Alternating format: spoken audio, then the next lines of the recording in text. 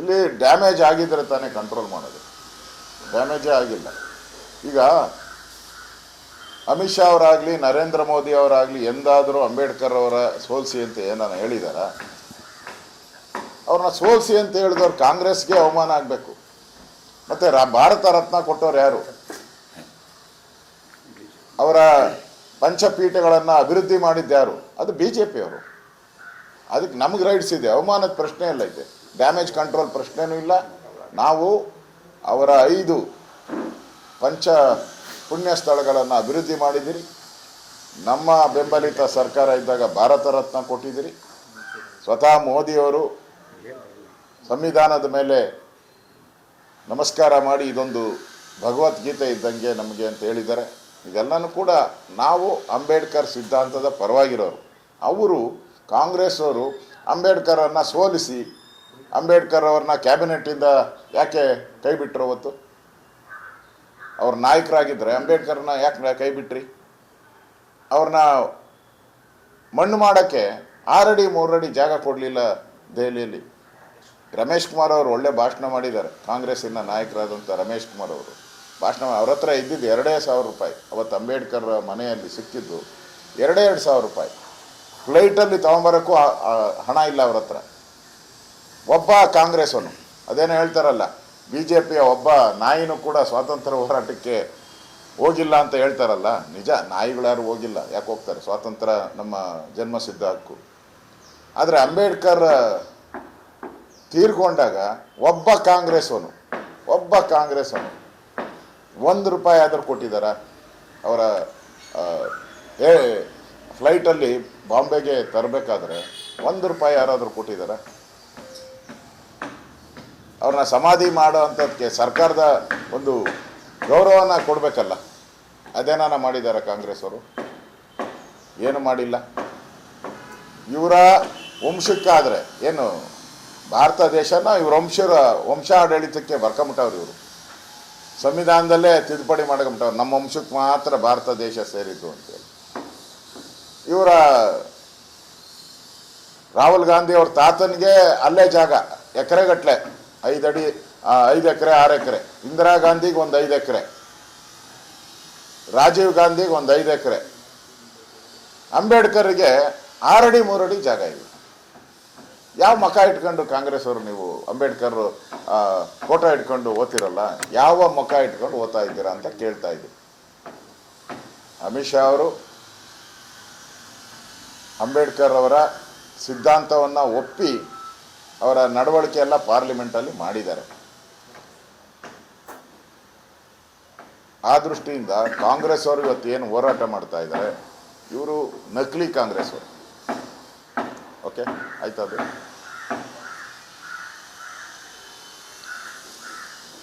Congress party, ಗಾಂಧೀಜಿಯವರು ಬೆಳಗಾವಿಗೆ ಬಂದು 100 ವರ್ಷ ಆಗಿದೆ. ಕಾಂಗ್ರೆಸ್ ಅಧಿವೇಶನದಲ್ಲಿ ಅಧ್ಯಕ್ಷರಾಗಿ ಅಂಥೇಳಿ ಸಮಾವೇಶಗಳನ್ನು ಮಾಡ್ತಾ ಇದ್ದಾರೆ. ಗಾಂಧೀಜಿ ಬಗ್ಗೆ ನಮ್ಗೆ ಅಪಾರ ಗೌರವ ಇದೆ. ಗಾಂಧೀಜಿ ಈ ದೇಶದ ಸ್ವಾತಂತ್ರ್ಯ ತಂದುಕೊಡೋದ್ರಲ್ಲಿ ಮುಂಚೂಣಿಯಲ್ಲಿದ್ದಂಥವರು. ಅವರನ್ನು ನಾವು ಸ್ಮರಣೆ ಮಾಡ್ತೀರಿ.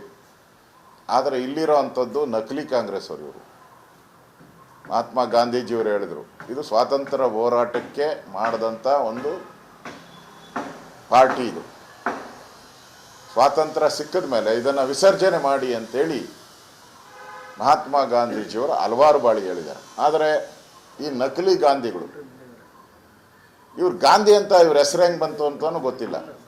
ಇವ್ರ ಪೂರ್ವಜರು ಯಾರು? ಇಂದಿರಾ ಗಾಂಧಿ ಪೂರ್ವಜರು ಯಾರು?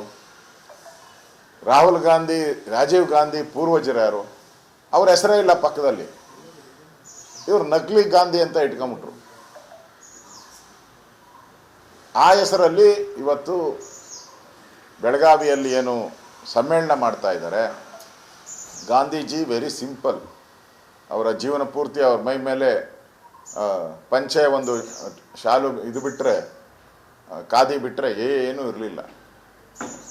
ಅವ್ರ ಜೀವನ ಪೂರ್ತಿ ಭಾಳ ಸಿಂಪಲ್ ಆಗಿ ಹೋದಂಥವ್ರು. ಇವರು ಇಲ್ಲಿ ಆಡಂಬರದ ಮಹಾಪೂರನೇ. ಹರಿದು ಬರ್ತಾ ಇದೆ ಆಡಳಿತ. ಗಾಂಧೀಜಿ ಏನು ಸಿದ್ಧಾಂತ ಹೇಳಿದ್ರು? ಗ್ರಾಮ ರಾಜ್ಯ ಅಂತ ಹೇಳಿದ್ರು.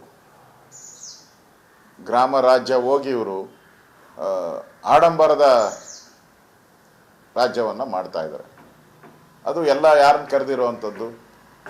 ಮಲ್ಲಿಕಾರ್ಜುನ ಖರ್ಗೆ ಅವರು ಕ್ಯಾಬಿನೆಟ್ಟಲ್ಲಿ ಸರ್ಕಾರದ ವಿರುದ್ಧ ಪತ್ರವನ್ನು ಬರೆದು ಕ್ಯಾಬಿನೆಟ್ಗೆ ರಾಜೀನಾಮೆ ಕೊಟ್ಟಂಥವರು. ಆಮೇಲೆ ತನ್ನದೇ ಆದಂಥ ಪಕ್ಷವನ್ನು ಸ್ಥಾಪನೆ ಮಾಡಿ ಆ ಪಕ್ಷದಿಂದ ಸ್ಪರ್ಧಿಸಿದ್ರು.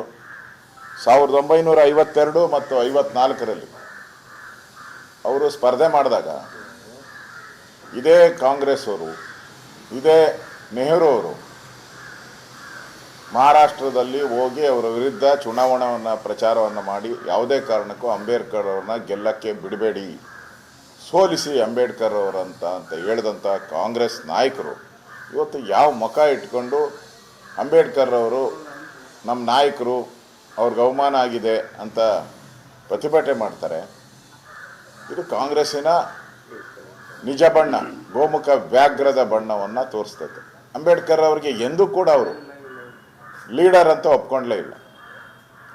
ಅವ್ರಿಗೆ ಭಾರತ ರತ್ನ ಆಗಲಿ ಪದ್ಮಶ್ರೀ ಏನು ಕೊಡಲೇ ಇಲ್ಲ. ಅವರು ಸ್ವತಃ ನೆಹರು ಅವ್ರಿಗೆ ಕೊಟ್ಕೊಂಬಿಟ್ರು. ನೋಡಿ, ಅವ್ರ ಕುಟುಂಬಕ್ಕೆ ನೆಹರು, ಇಂದಿರಾ ಗಾಂಧಿ, ರಾಜೀವ್ ಗಾಂಧಿ ಎಲ್ಲ ಭಾರತ ರತ್ನ ಕೊಟ್ಕೊಂಬಿಟ್ರು, ಅವರೇ ಕೊಟ್ಕೊಂಬಿಟ್ರು. ಇನ್ನು ರಾಹುಲ್ ಗಾಂಧಿಗೆ ಒಂದು ಪೆಂಡಿಂಗ್ ಇದೆ ಅಷ್ಟೇ, ಭಾರತ ರತ್ನ ಕೊಡೋದು ರಾಹುಲ್ ಗಾಂಧಿಗೊಂದು ಪೆಂಡಿಂಗ್ ಇದೆ. ಅದು ಕೊಟ್ಟರೆ 4 ತಲೆಮಾರು ಆಗೋಗ್ತಿದೆ. ಅಂದರೆ ಭಾರತ ರತ್ನ ಮೆಂಟ್ ಫಾರ್ ಇವ್ರ ಕುಟುಂಬ, ಗಾಂಧಿ ಇಂದಿರಾ ಗಾಂಧಿ ಕುಟುಂಬಕ್ಕೆ ಅದು ಮೆಂಟ್ ಫಾರ್, ಅದಕ್ಕೆ ರಿಸರ್ವ್ ಅನ್ನೋ ರೀತಿ ಇವರ ನಡವಳಿಕೆ ನಡೆದಿದೆ. ಅದರಿಂದ ಇವತ್ತು ಅಂಬೇಡ್ಕರ್ ಅವರ ವಿಚಾರವಾಗಿ ನರೇಂದ್ರ ಮೋದಿಯವರು ತೆಗೆದುಕೊಂಡ ನಿಲುವಿಂದ ಇವತ್ತು ಅಂಬೇಡ್ಕರ್ ಅವರ ಸಂವಿಧಾನಕ್ಕೆ ಗೌರವ ಕೊಡೋ ರೀತಿ ಆಡಳಿತವನ್ನು ಮಾಡ್ತಾ ಇದ್ದಾರೆ. ಮತ್ತು ಅವರೆಲ್ಲ ಪುಣ್ಯ ಸ್ಥಳಗಳನ್ನು ಅಭಿವೃದ್ಧಿ ಮಾಡಿದ್ದಾರೆ. ದೇಶಕ್ಕೆ ಮಾದರಿ ಆಗೋ ರೀತಿ ಅಂಬೇಡ್ಕರ್ ಅವರ ವಿಚಾರಗಳನ್ನು ತಂದಿದ್ದಾರೆ.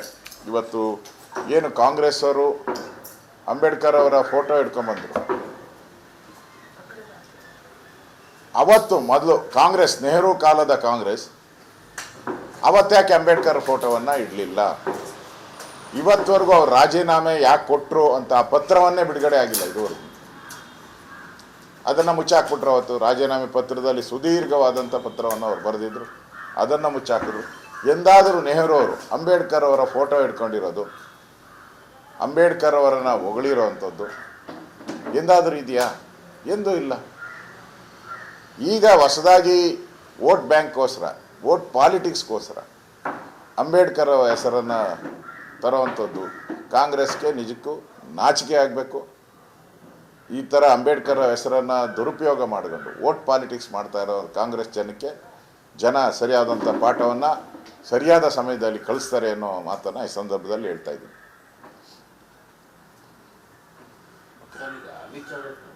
ಅದರದ್ದೇ ಕೇಳ್ಬಿಡ್ತೀರಾ? ಕೇಳ್ಬಿಡಿ. ಅಲ್ಲ, ಇದರ ವಿಚಾರ